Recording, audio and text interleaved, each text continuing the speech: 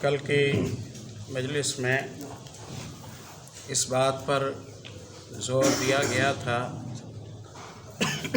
کہ عمومی طور پر مسلمان کو ہر وقت تازہ توبہ کی حالت میں رہنا چاہیے۔ بالخصوص اب رمضان المبارک کی آمد ہے، تو سب سے زیادہ جو کام ایک مسلمان کو کرنا چاہیے وہ یہ ہے کہ وہ توبہ تائب ہو جائے۔ یاد رکھیں کہ محشر کے میدان میں حساب میں ان لوگوں کو مشکل ہوگی جن لوگوں نے مرنے سے پہلے توبہ کی ہی نہیں، یا جنہیں دیر ہو گئی توبہ کیے ہوئے، اس کے بعد ان کی بہت دیر سے موت ہوئی۔ جو لوگ توبہ کی حالت میں موت سے ہمکنار ہوئے، ان کے پچھلے گناہ معاف کر دیے جاتے ہیں۔ سیدنا عمرو بن عاص رضی اللہ تعالیٰ عنہ جب مسلمان ہوئے، پیارے نبی صلی اللہ علیہ وسلم کے ہاتھ پر بیعت کرنے لگے۔ عرض کیا کہ میری ایک شرط ہے۔ آپ نے فرمایا تمہاری کیا شرط ہے؟ عرض کیا میری شرط یہ ہے کہ میرے پچھلے گناہ معاف کر دیے جائیں، پھر میں آپ کے ہاتھ پر آئندہ کی اطاعت کی بیعت کرتا ہوں۔ تو آپ نے فرمایا ہاتھ آگے بڑھاؤ، اما علمت ان الاسلام یہدم ما قبلہ والتوبۃ تہدم ما قبلہا۔ ہاتھ آگے بڑھاؤ، تمہیں پتہ ہونا چاہیے کہ اسلام لانے سے پچھلے گناہ معاف ہو جاتے ہیں اور توبہ کرنے سے بھی پچھلے گناہ معاف ہو جاتے ہیں۔ تو توبہ کیے ہوئے دیر ہو گئی، توبہ کی تھی اس نے پچھلے سال، اس سے پچھلے سال، اس سے پچھلے سال، 4 سال بعد اس کی موت ہوئی ہے۔ اب 4 سال کا حساب اسے پریشان کرے تو کرے، توبہ سے پہلے والی بات معاف کرنے کے بعد اللہ اس پر شرمندہ نہیں کرتا۔ اس لیے توبہ مقرر کیا کریں، بار بار توبہ کیا کریں۔ توبہ کیسے کی جاتی ہے اس پر میں نے کل بات کرنی تھی۔ 4 نکات ہیں توبہ کے۔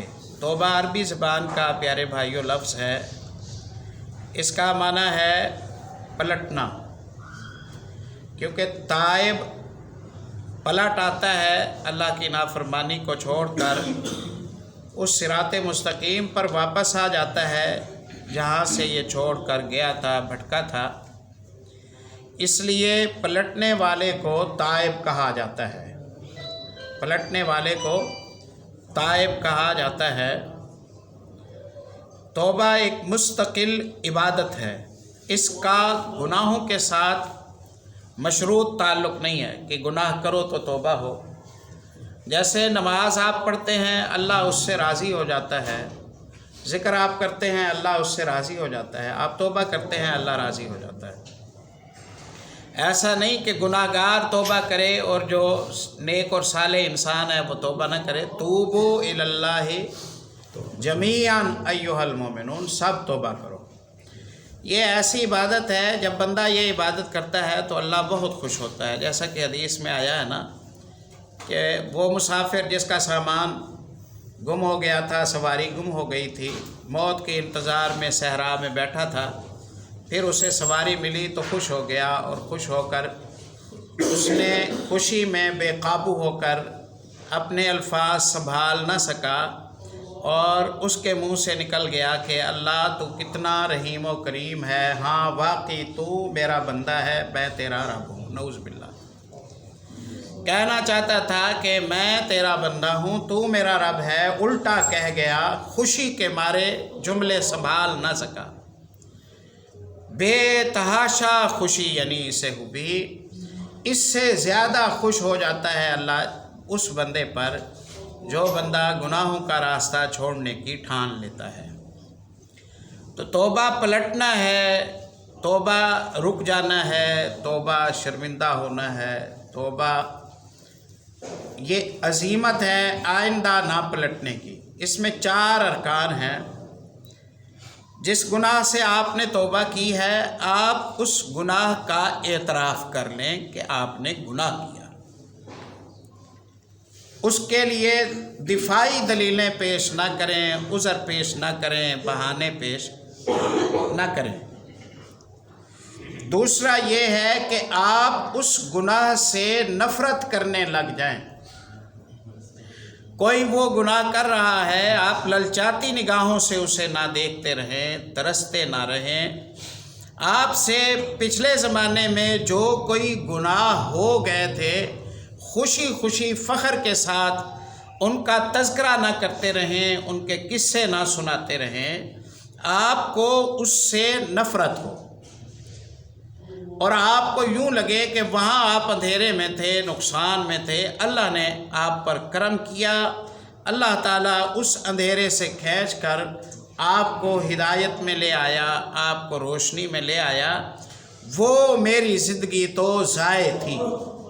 ایسے سلف صالحین میں یہ اقوال مشہور ہے نا، پوچھنے والے نے پوچھا کتنے سال عمر ہے، اس نے کہا 1 سال عمر ہے، پچھلی تو ضائع ہو گئی، وہ اسلام سے پہلے کی تھی تو کسی کھاتے میں نہ پڑی، اب مسلمان ہوا ہوں تو پہلا سال ہے۔ تو گویا توبہ کرنے والا پچھلے گناہوں سے نفرت کرے۔ حرام کھانا اس نے چھوڑا، حرام خوروں کو وہ ترسی ہوئی نگاہ سے نہ دیکھے۔ جھوٹ بولنا چھوڑا، جھوٹ بولنے والوں کے بارے میں یہ نہ سوچے کہ ان کے تو چکے لگ رہے ہیں، ان کی تو 5 انگلیاں گھی میں ہیں، وہ بڑے خوش نصیب ہیں، ان کے بڑے جگ چل رہے ہیں۔ نہ، انہیں دیکھ کر اس کی زبان سے نکلے الحمدللہ الذی عافانی مما ابتلاک بہ وفضلنی علی کثیر ممن خلق تفضیلا۔ اللہ تیرا شکر ہے جس مصیبت کا تو نے اسے شکار کیا ہوا ہے، تو نے کرم کیا جیتے جی، مجھے اس مصیبت سے تو نے نجات نصیب فرما دی۔ میں تیرا یہ احسان مانتا ہوں، وفضلنی علی کثیر ممن خلق تفضیلا۔ ہم ایسے تھے، ہم ایسے تھے، ہم یہ کرتے تھے، ہم سنتے بھی نہیں تھے، ہم ہاتھ اٹھا لیتے تھے۔ نہ، یہ شرمندگی کی باتیں ہیں، ان باتوں کا تذکرہ نہ کرے۔ اگر ہوا تھا تو افسوس ہے، نہ کہ اس پر خوشی ہو۔ خوشی محبت کی علامت ہے، تذکرے محبت کی علامت ہے۔ دوسری یہ نشانی ہے، توبہ بندہ کر چکا ہے۔ پہلی نشانی گناہ کو چھوڑا، دوسری نشانی گناہ کو نفرت کرتے ہوئے چھوڑا، ندامت کے احساس کے ساتھ چھوڑا، شرمندگی کے احساس کے ساتھ چھوڑا۔ اور تیسرا، جب اللہ سے وعدہ کر رہا تھا اس وقت بالیقین پختہ وعدہ کر رہا تھا کہ اب ان گناہوں اور میرے درمیان فاصلہ ہے، میں نے جیتے جی اب ان کی طرف نہیں پلٹنا۔ پھر بتقاضۂ بشریت بھول کر کسی وجہ سے غصے میں، خوشی میں، اس سے کچھ ہو گیا، اللہ معاف کرنے والا ہے، پھر توبہ دہرا لے۔ لیکن جب یہ احساس اسے ہوا ہے، اس احساس کے وقت یہ فوری طور پر توبہ کرے اور آئندہ اس کی طرف پلٹنے کا ارادہ چھوڑ دے، گناہ سے نفرت کرے۔ یہ سارے کام ایک لفظ اپنی زبان سے ادا کیے بغیر ہو جاتے ہیں۔ یعنی میں اسی مصلے پر بیٹھے ہوئے اس طرح کی توبہ میں کر سکتا ہوں، اس طرح کی توبہ میں کر سکتا ہوں۔ اس کے لیے کوئی سفر کرنے کی ضرورت نہیں ہے، کوئی خاص اسی کے لیے حج کے لیے جانے کی ضرورت نہیں ہے، یہ آسانی سے بیٹھے بیٹھے ہو سکتی ہے توبہ، بندے کا اور اس کے رب کا معاملہ۔ بس ایک نقطہ ہے اضافی، وہ ہے تلافی کا۔ اگر بندوں کے حق مارے ہیں، بندے کو دکھایا ہے، بندے کا مال لوٹا ہے، بندے کی عزت پر بات کی ہے، بندے کی عزت تلف کی ہے، بندے کی دل آزاری کی ہے، گالی گلوچ کیا ہے، ہاتھ اٹھایا ہے، کوئی اس طرح کی خدا نہ خواستہ بتقاضۂ بشریت کوئی بات ہو گئی ہے، مظلوم موجود ہے تو اس کا دروازہ جا کھٹکھٹاؤ اور اسے راضی کر لو، آخرت محفوظ ہو جائے گی۔ اگر وہ موجود نہیں ہے، اسے تلاش کرو، کر پاؤ گے تو ٹھیک ہے، نہیں کر پاؤ گے تو اللہ تعالیٰ بندے کی مجبوریاں اور کمزوریاں سمجھنے والا ہے۔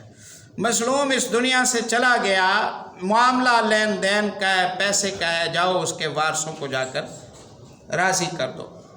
اگر کوئی وارثوں کا بھی پتہ نہیں ہے، تلافی بھی نہیں ہو سکتی، تکلیف دی رویے نے، جسے تکلیف دی، جس کی دل آزاری کی، وہ اللہ کے پاس چلا گیا ہے، اب وہ زندہ تو ہو نہیں سکتا، کسی سے کیا کہے، یا جا کر وہ اعتراف کرتا ہے، آگے فساد بڑا کھڑا ہوتا ہے، جو آگ بجھ گئی ہے وہ دوبارہ بھڑک اٹھے گی اور خرابی پیدا ہونے کا خطرہ ہے، دوبارہ جنگیں چھیڑنے کا خطرہ ہے، تو اللہ سے معافی مانگے، اللہ سے کہیں اللہ تو پردے رکھنے والا ہے، میں تو اب اسے زندہ نہیں کر سکتا، مجھے تو نے ٹائم دیا ہے، اسے تو نے اپنے پاس بلا لیا ہے، میں حل نہیں کر سکتا اس کا کوئی، تو خود اپنی طرف سے اسے راضی کر اور میرے مسئلے کو حل کر۔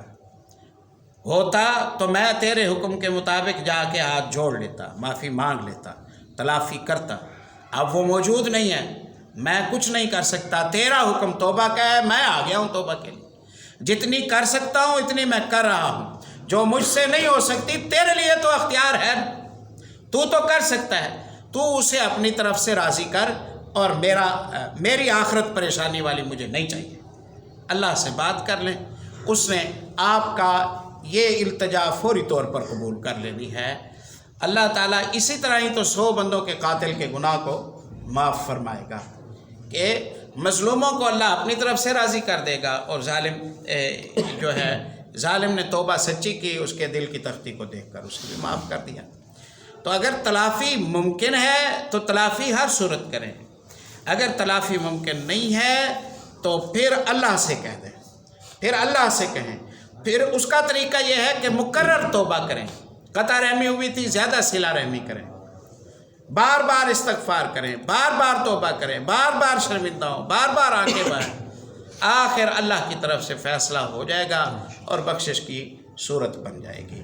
یہ انشاءاللہ بنیادی 4 باتیں ہیں، ان 4 باتوں کو توبہ کے تعارف کے حوالے سے سمجھیے، انہیں اپنا لیجئے، رمضان آئے نئے سرے سے اپنی زندگی کو شروع کیجئے، اللہ سے عافیت، اللہ سے صحت، اللہ سے ایمان، امان مانگتے ہوئے رمضان المبارک کو بھرپور طریقے سے انشاءاللہ ہم گزارنے کی کوشش کریں۔